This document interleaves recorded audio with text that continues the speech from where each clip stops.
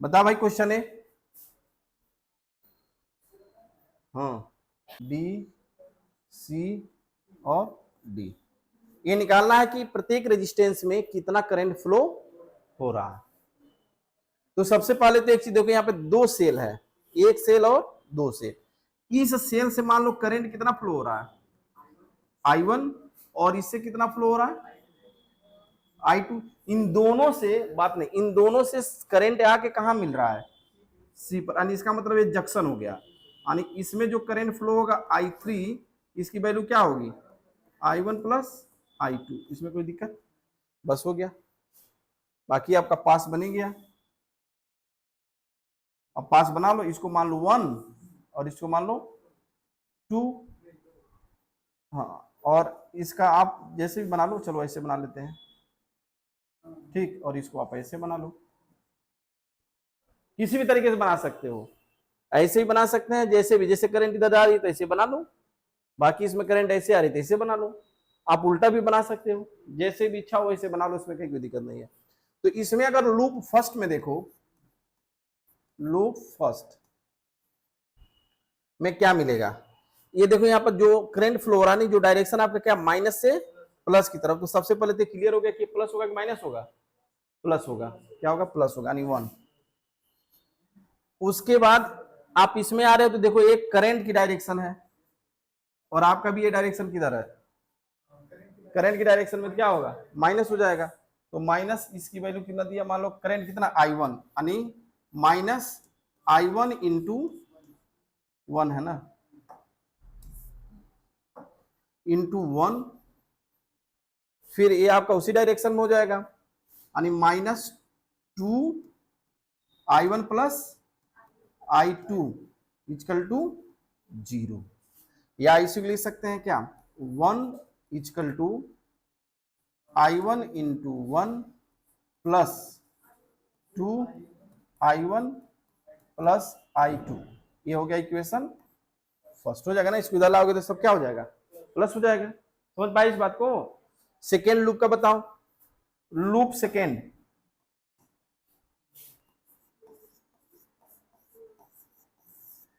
Loop second में क्या हो जाएगा, ये भी माइनस है प्लस, यानी 2 हो गया, 2 प्लस, करंट के डायरेक्शन में आ रहे हो तो सब क्या हो जाएगा, माइनस, माइनस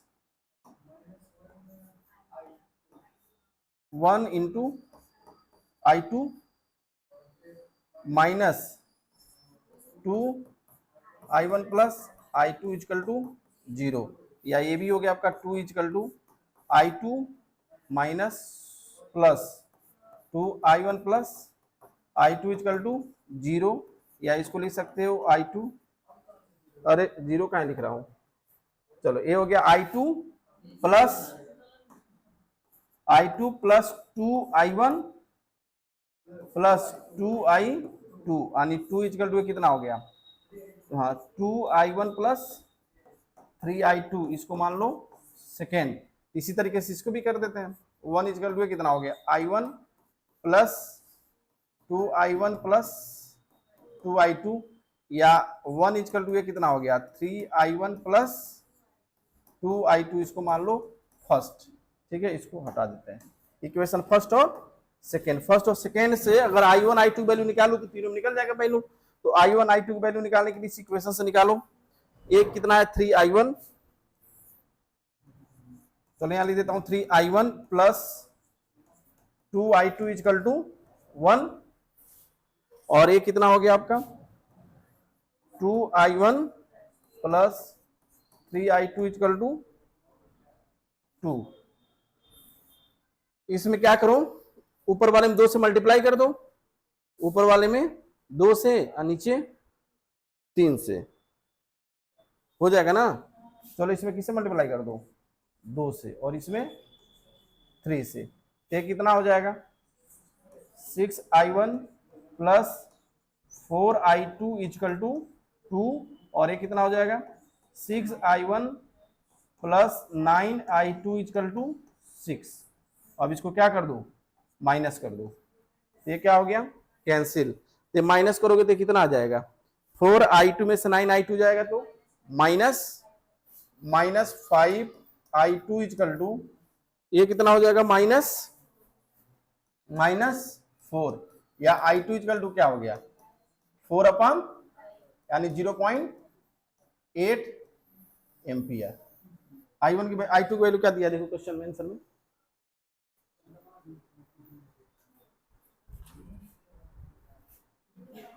हाँ ठीक है।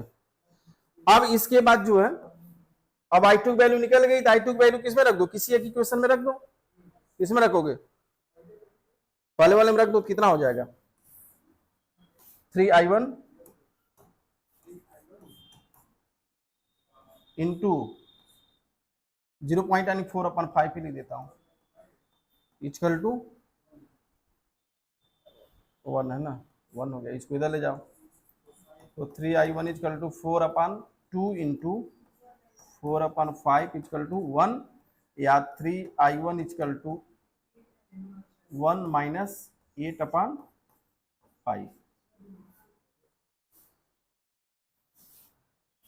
तो 3I1 इक्वल टू कितना हो गया, 5 माइनस 3/5,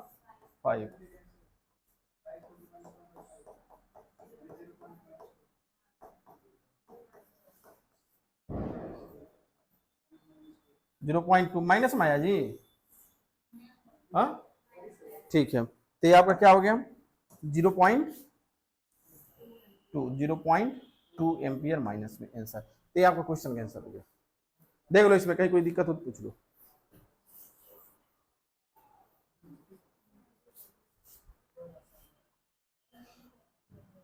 ये तो बहुत आसान है।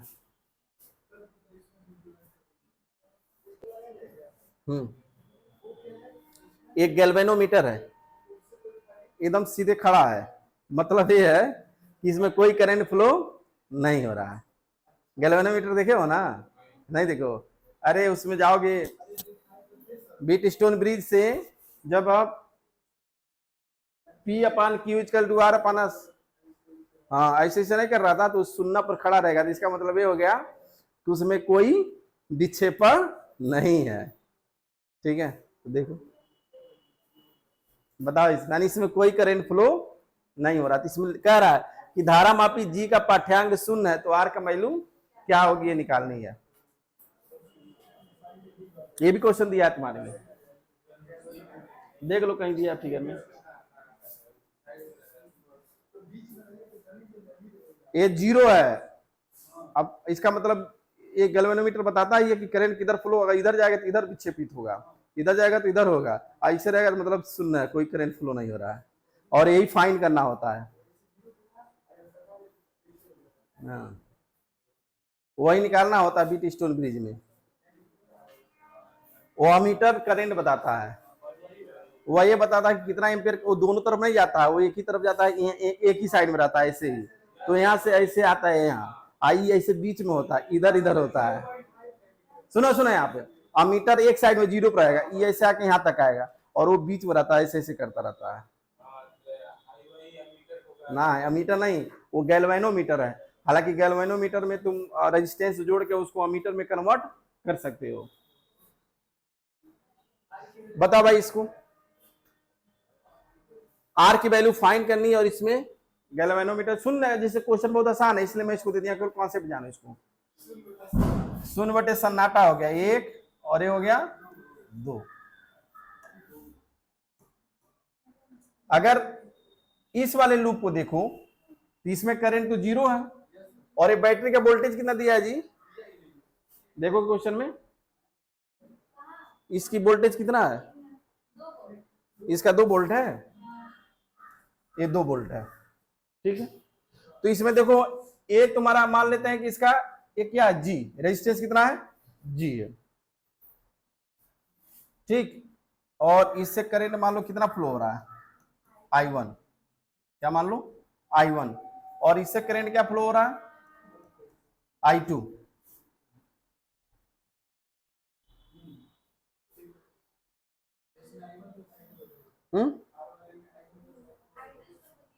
इसमें करंट 0 हो जाएगा ना, तो करंट फ्लो होगा ही नहीं। तो ये तुम्हारा देखो दिया भी शून्य है, इसका मतलब इसमें कोई करंट आ ही नहीं रहा है, तो यहां तक तो करंट आएगा ही नहीं ना, तो इसमें करंट क्या फ्लो होगा, I1 ही होगा, I2 होगा ही नहीं। तो इसका मतलब ये हो गया कि अगर इस लूप का लिखोगे तो क्या लिखोगे, I1 into are, I1 into R, बाकी करंट है या नहीं है इसमें, इक्वल टू क्या हो गया 2, या I1 इक्वल टू क्या हो गया 2/R, या इसको ऐसे रहने देते हैं, चलो इसको इक्वेशन फर्स्ट मान लो। इस लूप में बताओ क्या हो जाएगा, इस लूप में ऐसे बना लो आप, इस लूप में हो जाएगा आपका -500 into I1 minus I1 R1 equal to कितना हो जाएगा 12, -12 हो जाएगा। यानी चलो इसको सब हम क्या कर देते हैं, प्लस कर देते हैं, सबको हम प्लस कर देते हैं। तो I1 इंटू आर, R1 कहाँ लिखा गया, यहाँ पे R है ना केवल, यह केवल R है, तो यहाँ पे 500 इंटू I1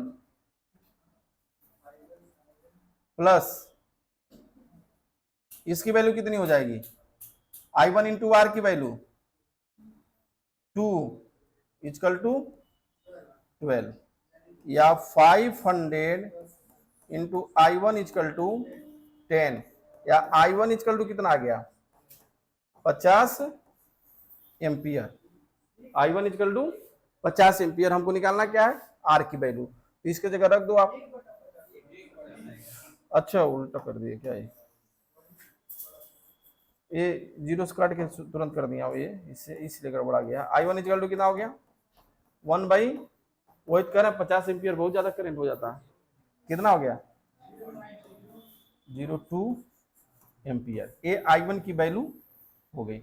अब यह वैल्यू इसी में रख दो, तो 1/50 इंटू आर इक्वल टू, तो आर इक्वल टू 100, आंसर क्या दिया जी, ठीक है, आर इक्वल टू 100।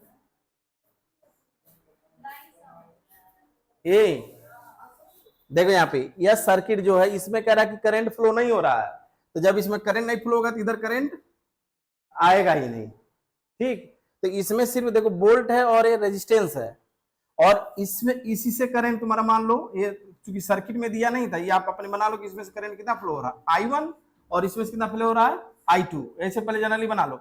लेकिन जब यहां से इधर आओगे तो इसमें करंट फ्लो नहीं होगा, क्योंकि ऑलरेडी क्वेश्चन में दिया है। तो जब करंट नहीं फ्लो दिया तो इसका मतलब इस सर्किट में केवल कौन सा करंट आएगा, केवल I1 ही आएगा, ये तो खत्म हो गया। तो इस लूप में अगर बनाओगे तो क्या लिखोगे, ये लिखते हो ना I1 into are, I1 into r equal to 2 हो जाएगा ना। तो ये पहला इक्वेशन तुम्हारा वही है। और सेकेंड वाले में देखो इसको लूप ऐसे बना दिया गया है, तो इसका मतलब है कि जो तुम डायरेक्शन जो बनाया गया वो क्या प्लस से माइनस तरफ बनाया, प्लस से माइनस तरफ बनाया गया बैटरी में, ये प्लस हो गया, और ये प्लस से माइनस में क्या होता है, माइनस होता है, तो -12, और ये भी क्या हो जाएगा, चूंकि करंट के डायरेक्शन में इसमें आ जा रहे हो तो ये हो जाएगा -500 इंटू I1, ठीक है, और इधर क्या हो जाएगा -I1 इंटू आर, या फिर इसको ट्रांसफर करोगे तो सब प्लस ही हो जाएगा, देखो सब प्लस हो जाएगा, तो ये दूसरा इक्वेशन हो गया। बाकी अब I1 इंटू आर की वैल्यू क्या है, यहाँ पे यहाँ 2 रख दिए, तो I1 की वैल्यू निकल गया, कितना करंट फ्लो हो रहा है 0.02 एम्पियर। इस I1 की वैल्यू यहाँ रखोगे तभी आर की वैल्यू निकलेगा, तो I1 की वैल्यू रख दिए, आर की वैल्यू निकल गई।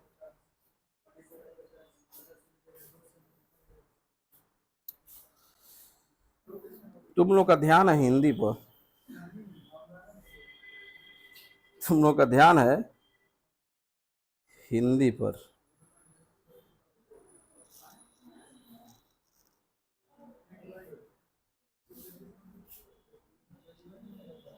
लो किताब में तुम्हारा बहुत फियर दिख रहा है। अच्छा ये बता, टेस्ट कितने बजे होना है, छुट्टी के बाद होगा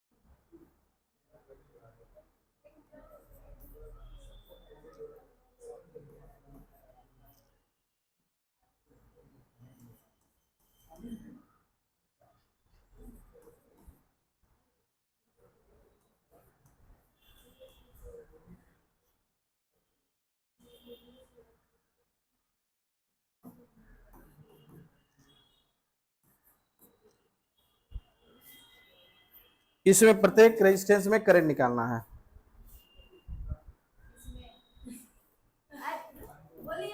विनम्बन, हाँ,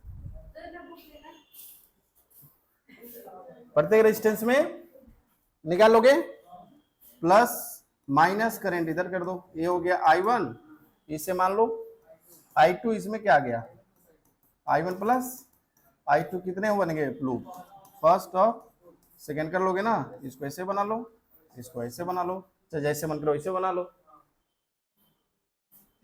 बस हो गया।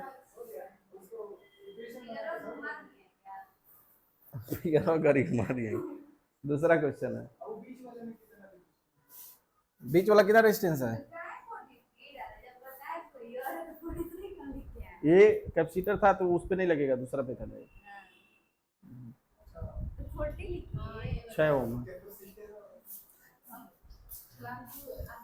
वो कैपेसिटर में करंट नहीं फ्लो होता है ना, उसको छोड़ दिया जाएगा, वो कॉन्सेप्ट, कैपेसिटर में कहाँ करंट फ्लो होता है, वो तो चार्ज को स्टोर करता है, हो गया, तो करंट नहीं फ्लो होगा ना, तब लूप वगैरह नहीं बनेगा, वो दूसरा जनरल फार्मूला लगाया जाएगा।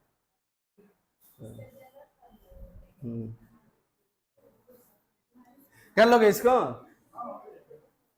ठीक, रहने देता है तब, क्योंकि तुम लोगों का मन लग नहीं रहा है, हो तो गया, फिर बता तो दिए।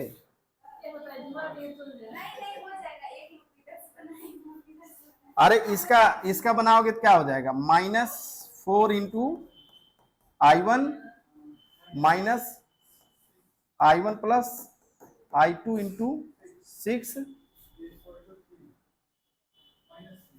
इक्वल टू -3, या इसको लिख दो 4I1 plus 6I1 plus 6I2 equal to 3। समझ लो कैसे हुआ है, माइनस माइनस खत्म हो गया, ये कितना हो गया 10I1 plus 6I2 equal to 3 first, 10 second का इसको बना दो, ये हो जाएगा माइनस से प्लस, यानी चलो इसको बना देते हैं, करंट ऐसे जा रहा है, यानी 2 इंटू I2 माइनस होगा ना, क्योंकि ये डायरेक्शन जो बनाया वो करंट की डायरेक्शन में, तो मान लो इसमें करंट कितना फ्लो हो रहा है I2, तो I2 इंटू 2, और इसमें आओगे तो ये भी -6 है ना, -6I1 प्लस I2, और माइनस से प्लस, यानी ये हो जाएगा प्लस कितना 1, ये प्लस होगा क्योंकि माइनस से प्लस की तरफ डायरेक्शन बनाए हुए, बैटरी में देखो ये जो बनाया हो, करंट का डायरेक्शन नहीं देख रहा, हम जो बनाए डायरेक्शन उसको देखना है, ठीक, ये हो गया तुम्हारा। अब इसको क्या लिख सकते हो, -2I2 minus 6I1 minus 6I2 equal to 1, या ये हो जाएगा -8I2 minus 6I1 equal to 1, या इसी को लिख सकते हो क्या 6I1 plus 8I2 equal to -1, ये हो गया। अब दोनों से निकाल दो, कितना हो जाएगा,